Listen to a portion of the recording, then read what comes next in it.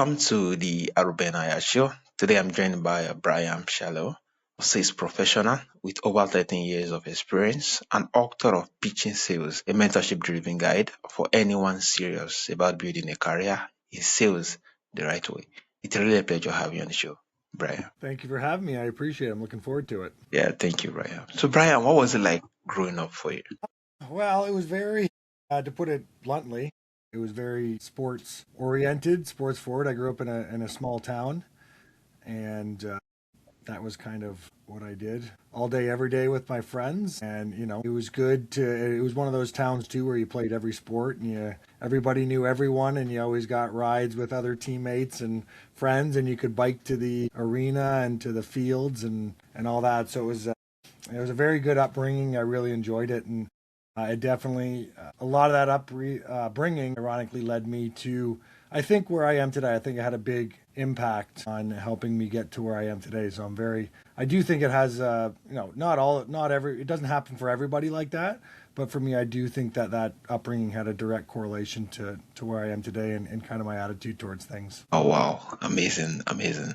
So, what made you choose our sales as a career path in the first place? It's kind of hard to say. There's these little moments that kind of start guiding you in that direction. You don't really know that you almost all of a sudden you're there without realizing almost how you got there until you look back at it, maybe 10 years later, 5 years later. And it just kind of happened with opportunity. It was also one of those things where the original opportunities that I had in sales ended up being somewhat successful. I didn't really realize how green I was at it. You just kind of go in there with a lot of spunk and a positive attitude, and you start to see success. And then when you do see a couple of sales roll in and you see the impact of what a good commission check or a bonus has, and you kind of get addicted to that type of lifestyle, and it kind of rolls from there. But ignorance is bliss early on, and you just kind of go for it, and then you start to kind of hone your craft, and over time, and you end up having those lows that you didn't see at the beginning, but you're kind of too far gone by that point, and it's in your blood. Yeah, amazing, amazing.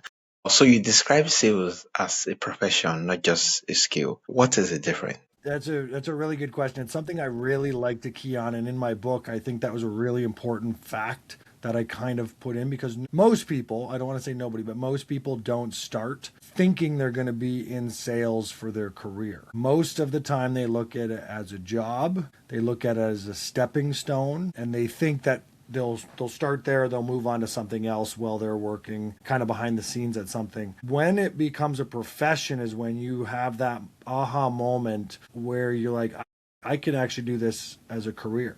This can be something that I provide for myself, my family, and the people around me through this learned skill. You take the building blocks that you had when you considered it maybe a job or a part-time thing, and then you really start to hone that because you realize that this is going to be your profession, and you start working at it behind the scenes, working late, really carving out your skill sets, listening to audiobooks, listening to podcasts, things like this. That's when you start to feel like it's your profession, your career. And when you take that dive into it is when you really start to see the opportunities that sales can bring. Wow, wow, amazing, amazing. Taking hold of it and doing all they need to do to actually get better at it. Amazing.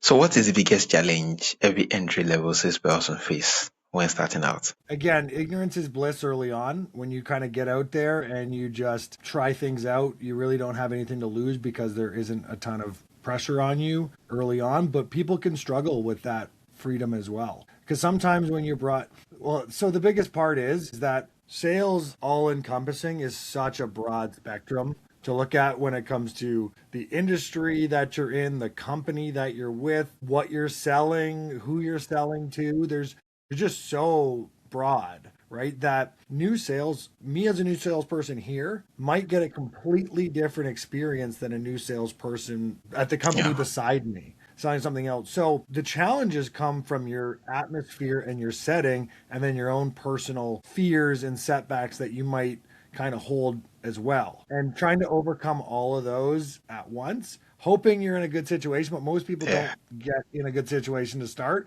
I am definitely someone who did not start in a good situation, but kind of had to overcome that. So, but I will say this is that most of the time, the biggest challenge is getting in your own way. The fear of rejection, letting somebody else, turning you down or saying something negative while you're trying to sell to them, affecting you not only in that moment, but for the rest of the day, for the rest of the week. Kind of being pinned in by having managers try to have you sell a certain way when it's not really your personality to sell that type of way. It's their personality. And you have to really be creative in how you create your own pitch and your own path forward. So there's a lot of different things. Obviously, the environment will be a factor. Getting out of your own way and really putting your best foot forward and trying new things and kind of stepping off the deep end and into the deep end to really try and become better is the challenge you really have to overcome. Yeah, amazing, amazing. It's the challenge you have to overcome it. You have to be willing to try a whole lot of couples of things.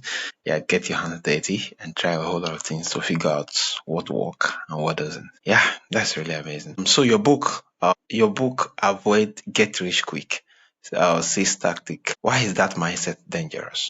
I think what people that are new to the profession see is the upper echelon of what being in sales can be. And when you look at reality shows on TV and when you're reading a book, it's usually made by somebody who has already accomplished all these things and they're trying to give you a formula to get to where they are that's just not realistic most of the time. So you have to get rid of the facade of what sales are because you're not just going to step in and make this $1 million sale that's going to give you this big commission check and ride off into the sunset. It's years and years of getting better at what you do, and over time and incremental and compounding successes getting you to that ability to again provide successfully for your family, yourself. And if you do it properly in sales, it's one of the best careers to be able to do that, right? Because you get to create your own success in sales by becoming better. I always talk about that's why I think this is the best career. When you look at it from an unvarnished situation and not like, oh, this is going to be a get rich quick, but if I continually get better, I can, again, read a book, listen to a podcast, and practice a pitch, whatever it may be behind the scenes, and implement it into my next day and get a sale from that and actually see tangible benefits from that work the next day. Whereas if you are working in some other industry or profession, you might have to work years and years and years before you can get a promotion or get that next management job or things like that. Whereas sales, you can, by putting in that effort, give yourself a raise the next day. And there's very few professions that you can actually accomplish that in. Yeah, wow, that was really amazing. Doing that. Yeah, instead of more like the quick heart of getting rich, which is all more of those who are actually in the big game or being that they're the top of the particular pit, and that could be so luring sometimes, especially for those who are just coming in, thinking that Yeah. it's Well, and across everywhere. that's kind of what I lay out in the very first chapters. Like, oh, by the way, guys, like I'm in sales still every day. Like I'm not writing this to give you this quick get rich quick formula because I don't have it. But what I do have Yeah, is that, well, now it's probably up to about 15 years of experience doing this. I know I can definitely tell you from firsthand what it's like to be in sales in that first year. And I have a lot of people that within my network that are in the same position as me that also went through that first year who I spoke to and got, again, kind of going back to that first point where I said everyone's had a different experience. I didn't want to just share mine. I wanted to share other people's that I knew. yeah, And funny enough, they all kind of had overlapping similarities that I really tried to present in the book to let people know, like, it's not this, rainbows and sunshine all the time. And we wanted to really let you know what it's like to be in sales, especially in that first year, but also how to get through it and kind of lend that helping hand so that you can kind of get over that hump and start to see those benefits from putting in that hard work early on and kind of reap what you sow, later. It can be a dark place at yeah. the beginning, and that's really all I was trying to do is help guide people through that first, because I have that experience that I can tell you how to do. The rest of it is kind of to your own work and determination. Amazing, amazing. Thank you so much, and thank you for all you do. Okay, so selling car was at a gas station is memorable. What did that experience teach you about people and rejection? Well, it was interesting. It's always a throwback when that gets brought up because I have vivid memories of it. And again, that kind of ignorance to what might be around the corner when it comes to sales. Yeah. But yeah, it was 100% commission. So I only got paid if I sold wax. So I could sit at a gas station for 8 hours in the summer sun and walk away with no money and just kind of Good. volunteering my time essentially. So what that taught me early on is you better get over rejection quick because I can assure you that every person pumping their gas does not want to buy a car for their wax. But on the other hand, I can tell you that one in every 20 will.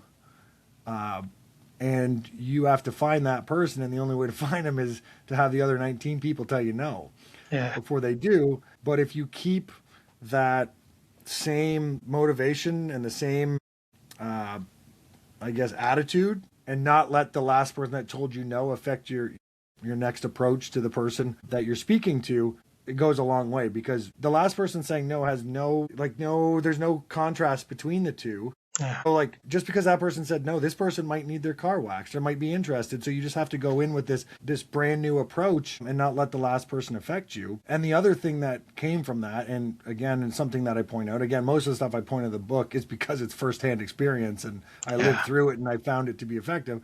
But the other thing is I thought the car wax was fantastic. At the time I didn't even own a car, but what I would do is I would bring it home and I'd practice my pitch unlike my parents and my brother who owned vehicles. But then I'd actually wax their car.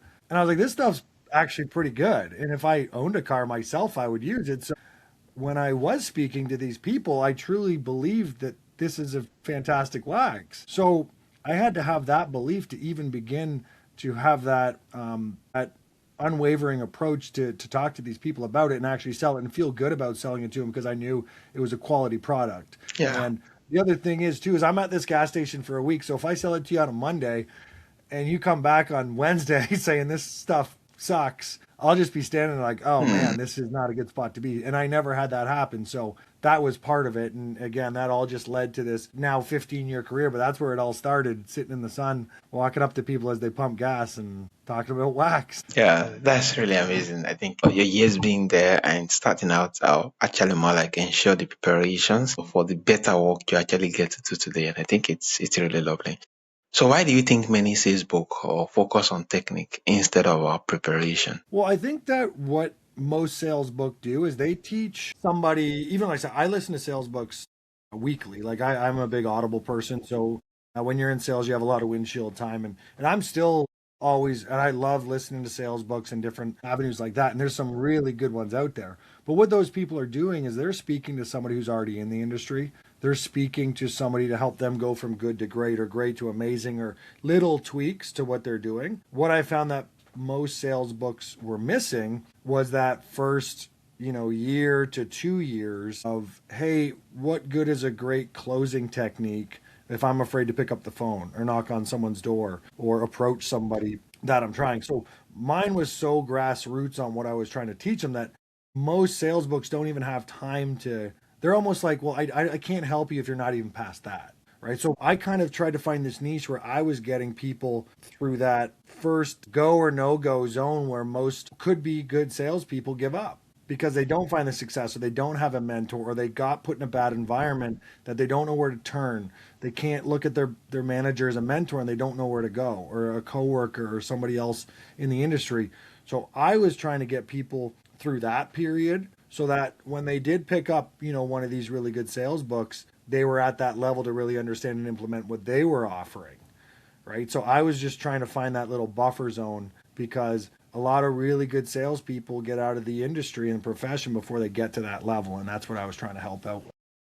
What role does mentorship play in accelerating growth in sales? I'll show you a successful salesperson, and I guarantee you they can name minimum one mentor, usually two or three or more. And what mentorship means, and that goes across most professions, not just sales. But sales, I always say you're constantly surrounded by a lot of people, a lot of teams and clients and customers. But it can be a lonely place when things aren't going well, and you just constantly hear no, and you keep getting rejected, and you don't know where to turn. Your paychecks are bare minimum because you're not making any commissions. It can be a dark place, and you need somebody who's been there before and gotten out of it to help you. What I tell every new salesperson, there is absolutely no way that somebody who is worth being your mentor, they will not approach you if you're sitting there twiddling your thumbs, waiting for them. They don't have time, because you have to remember, a mentor is not being paid to be a mentor. They're paying to be their own salesperson as well. Yeah. They have their own targets, they have their own families to feed, and they're mentoring you because they know what it's like to be in that position, but they are only going to mentor you if you are putting your best effort in, and you need guidance from there. They're not going to walk you through it and do it for you. If that's what you're looking for in a mentor, you will never find it. They don't have time for that. But what they will do is they see somebody scraping their knees. They see someone picking up the phone constantly. Even if it's a rejection, they pick it up and they call someone else. Or they knock on the next door without letting them get down. Or even if they are getting down, they still do it. And they come in the next day and they do it again. That is what a mentor is going to see, and they're going to say, "Hey, you know what? Come over here. Let me show you something. Yeah. Why don't you spend a day with me? Why don't I show you a few things that got me through?" They want to help, but they only want to help the people that are willing to put in the effort to make their time worthwhile, because it's too valuable to be putting it towards somebody who's A, expecting it to be done for them, or B, who a month later isn't going to be there and go do something else. So they are very selective mentors, but if you find that person, they're the best thing for you, and they're going to help you out a ton in the long run. Yeah, thank you so much. It's really amazing the fact that Brian just make reference of it. I think they just speak volumes to how to get mentorship. That is what to just analyze. And yeah, it's really lovely being that mentors see themselves in anyone who is just starting out, who is putting in the work, who is diligently showing up and putting in the work. They see themselves in those particular persons, and definitely they actually want to give a helping hand, being that they recognize that was where they were when they actually get started. Yeah, and then just to touch on that, sorry, is the best thing you can do for a mentor as well if you're new is ask tons of questions. Because I loved when I was and I stumped somebody that was helping me out, because I haven't thought of that, because you're just coming at such a raw angle when you're asking these questions, and most of the time they can rattle off an answer for you, but every so often you're like, oh, I hadn't thought of that, or you know what, that was actually a pretty good question they asked. I haven't asked that in ages. Right, and Oh, you're not going to help them much, but you can definitely find ways to help them and keep them sharp. And it can be a two-way street, which is why people are willing to do this, for people new to the either the company, the industry, or the profession. wow, amazing. Thank you so much. I think it really keeps being that when you're starting out, most times you don't even know what questions to ask. But the one that comes to mind, just keep asking until it's being refined and it's true. Yeah, amazing. So if someone is just starting today, Brian, what is one mindset shift they must make immediately? Yeah, the biggest one is accepting rejection. I think that Mm, is the one I always go to first. And the reason for that is that you spend your entire life preventing rejection. It's an ego thing. Your ego does not like to be bruised, and rejection bruises your ego. And everybody has it, and it's something you have to constantly work on. And when you're, again, able to face rejection day in and day out, it doesn't matter if you've been in sales for 1 day or 20 years or 50 years, you're still going to get rejections. And how quickly you let that go and move on and realize it is nothing personal to you, that is nothing personal to who you are as a person. It is just the nature of the business and the profession, the better you're going to be. You literally can't move forward if you can't get past accepting rejection on a daily basis. wow. And you're going to see that just opens up, not only in sales, you're just going to feel better in life, because you realize it's not personal. And 99% of the time when we get rejected in any facet of life, it's usually not personal, unless you've been super rude to somebody and you probably know that you deserve it in some aspect. But in this profession, that is step one. And once you get past that, then it's like, okay, where do we start? Yeah,